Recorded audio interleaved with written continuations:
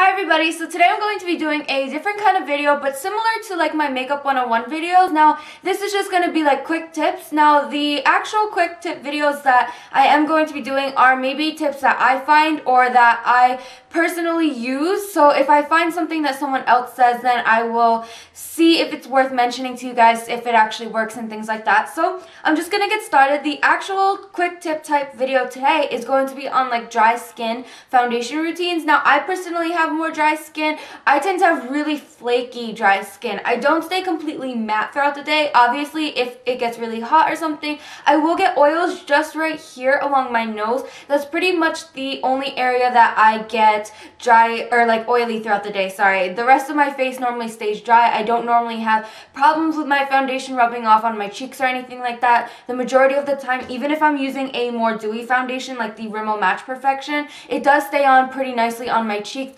Only in the areas where I have larger pores do I ever get a slight bit of oil, and even then it's not a whole lot unless it's actually like 100 degrees outside. So I'm just going to get started on like little tips on how to combat the kind of flaky skin. One is great moisturizers. Now there are a whole bunch. Some of the ones that I've tried are like the Neutrogena Combination Skin. This one's more of a gel formula, so it doesn't moisturize as much, but it is really lightweight for the day. And I recommend any of these. So this one's a Cetaphil Moisturizing Lotion for all skin types, and then the Olay Active Hydrating Beauty Fluid. They work really nicely. I would say they tell you to apply it 15 minutes, like 10 to 15 minutes before you apply your foundation. If you have very dry, flaky skin, apply your moisturizer, really try to work it into your skin, and then automatically go and apply your foundation. It will work the best for you since you will have that kind of slick texture to your skin. It's almost like a primer. I feel like I don't normally need a primer because of my dry skin, but if you are somebody who uses a primer, then I would say go automatically into your primer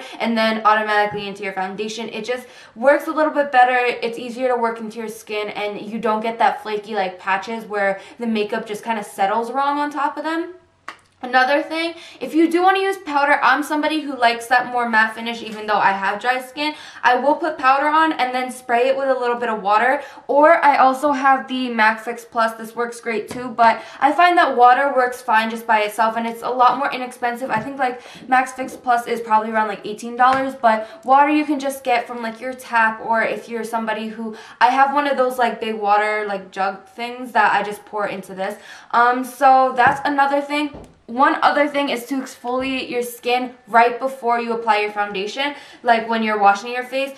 One that I have is the Salicylic Acid Treatment Blackhead Clearing Scrub by Olay. This works really nice, or if you have one of these like brush heads, this one's by Sephora. These work really good to kind of exfoliate your skin and get off the majority of the kind of dead skin cells from your skin. You can use it with just a standard cleanser. The one that I use is the Purity Made Simple, and it's just a creamy cleanser, so there's no exfoliating properties to the actual cleanser, but the brush will help kind of scrub off the dead skin cells. Another tip, and one of my actual last tips I think, other than try using a toner. I feel toners help with the dry patches in my skin, just on the dry areas, not all over my face. But if you are somebody who you have a really huge problem with dry skin, then try using a toner after your cleanser right before your moisturizer. I feel like sometimes it really does help if I have a really dry patch that won't go away.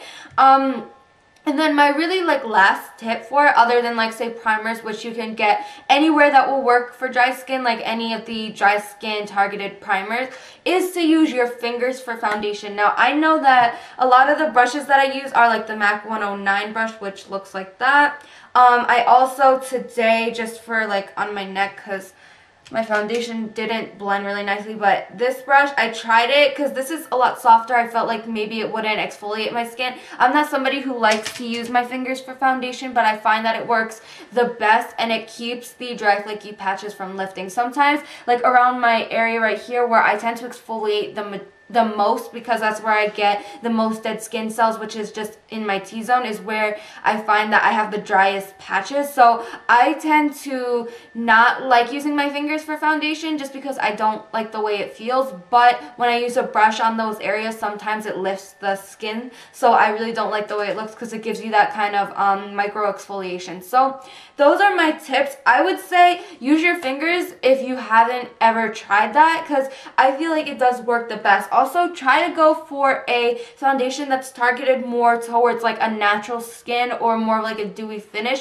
Even if you like a matte finish, you can always put a powder on top and then use the like water technique or the Fix Plus technique to kind of give that more natural finish back to your skin. But I find that if you're using a foundation that's targeted towards dry skin or like targeted to have that natural finish, it does have a thinner consistency, which means that it won't cling to the dry patches. So those are just my tips for dry skin. If you have any questions or if you have any other tips, please comment below. I would love to hear any new tips that I haven't tried. Also, if you have any tips for oily skin, I might do a video for that. I know I have like friends and family members that do have oily skin, so I can ask them for tips on how they combat that. So if you guys want to see a kind of opposite of this oily skin tip video, then I will get that out soon. But this is just my quick tip for dry skin foundation routine. So I hope you guys enjoyed, and I will see you guys in my next video. Bye everybody.